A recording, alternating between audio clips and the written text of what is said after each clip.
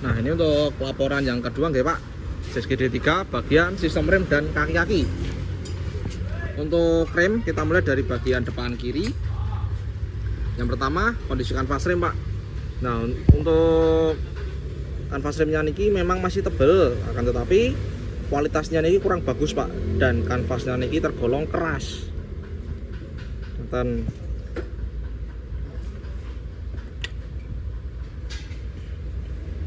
nah, terus ditambah lagi kondisi kalipernya. Nah ini Pak, karetnya lepas dan bagian dalamnya niku berkarat.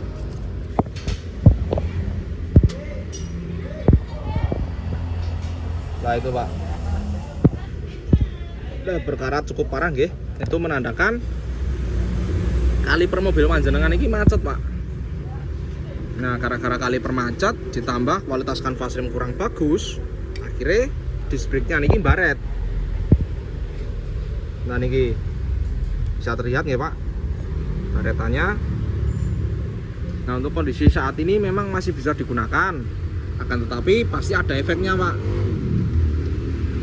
Yang pertama pasti ketika direm kadang timbul bunyi srok-srok seperti itu, ataupun ketika dipakai jalan pada rem terasa getar. Itu dikarenakan kondisi kanvas rem keras, kaliper macet, dan juga disc brake-nya ini yang tidak rata permukaannya. Nah untuk solusi terbaiknya kanvas rem diganti dengan kualitas yang lebih bagus. Kaliper wajib diperbaiki, disc brake dibubut atau diratakan permukaannya. Solusinya seperti itu. Nah kalau mau diganti kanvasnya saja itu tidak bisa Pak, karena penggantian kanvas rem itu wajib dengan kondisi kalipernya itu benar-benar bagus. Kalau kalipernya itu macet dipaksa diganti kanvas rem, itu malah beresiko remnya ngeblong. Ngoten. Itu untuk bagian sistem rem. Nah terus untuk kaki-kaki, yang pertama, nah ini Pak, nah itu bisa terlihat ya Pak, kondisi shock breaker depan kiri oblak. Itu dikarenakan di atasnya itu ada bantalan karet. Nah itu kondisinya sudah aus Pak. Ngoten, jadi menyebabkan oblak. Itu coba lagi.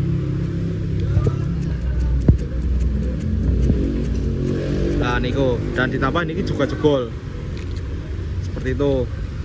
Yang pertama shock breaker.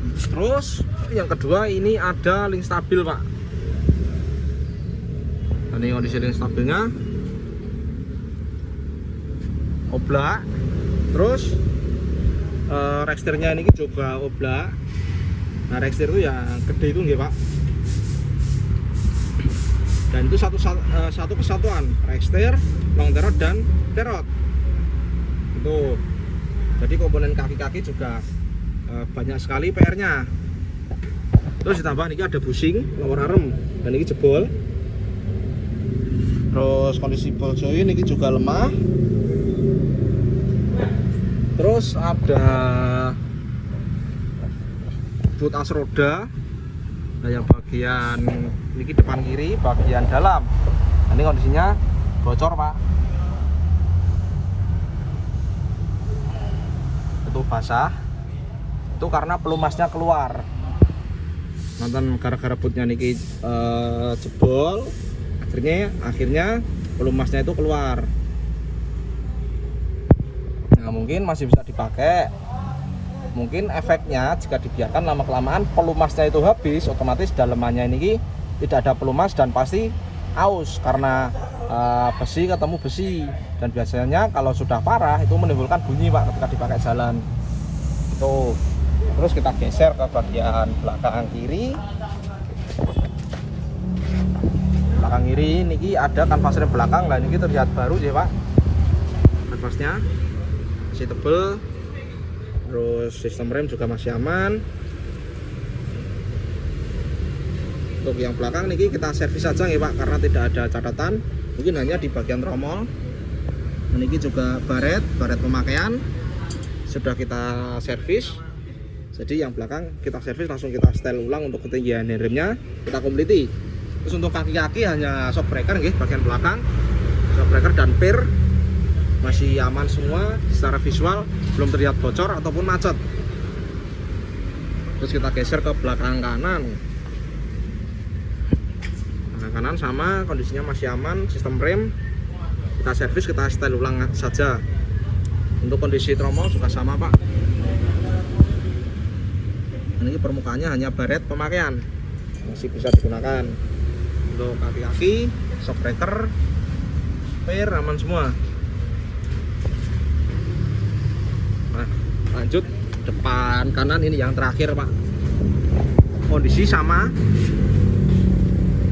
kanvas rem masih tebel, cuman kondisinya mangkak atau keras karena kualitasnya kurang bagus. Untuk disc brake juga sama nih,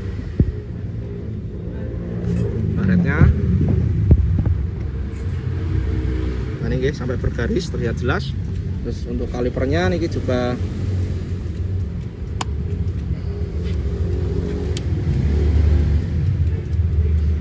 nah itu Pak, kondisinya berkarat juga nih, banyak sekali kotoran. Dan itu sealnya ada yang tidak pas atau sesuai. Nah itu untuk kondisi sistem rem sama ya Pak, depan kiri dan depan kanan. Saran terbaiknya melakukan perbaikan kaliper, penggantian kanvas rem dengan kualitas yang lebih bagus, disc brake dibubut atau diratakan kembali. Terus untuk kaki-kaki juga sama, shock breaker oblak ya Pak. Nah itu. Terus untuk lain-lain, rack steer juga oblak, long terot dan terot lemah, busingnya niki aus dan jebol, ball joint lemah. Itu. Terus untuk link stabil juga sama.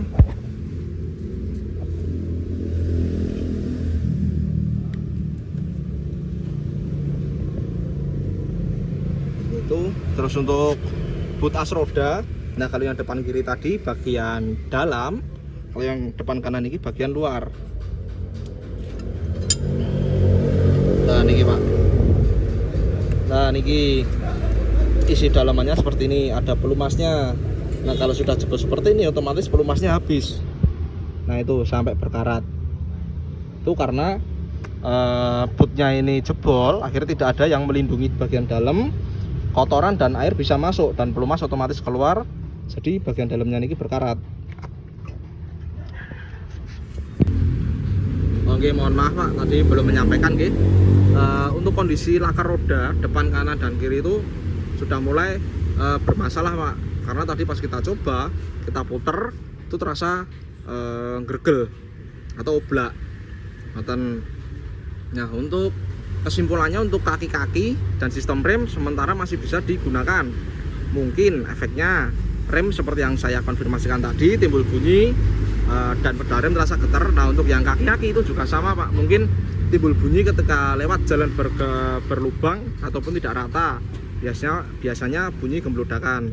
Nah untuk kaki-kaki sendiri sarannya perbaikan kaki-kaki dengan cara untuk mesin jazz seperti ini. Kan ada cross membernya ya Pak, besi yang gede nih, cross member diturunkan, sistem kaki-kaki nanti kita lepas semua, terus kita cek lebih detail mana yang masih bisa digunakan, mana yang masih bisa diperbaiki, dan mana yang harus segera diganti.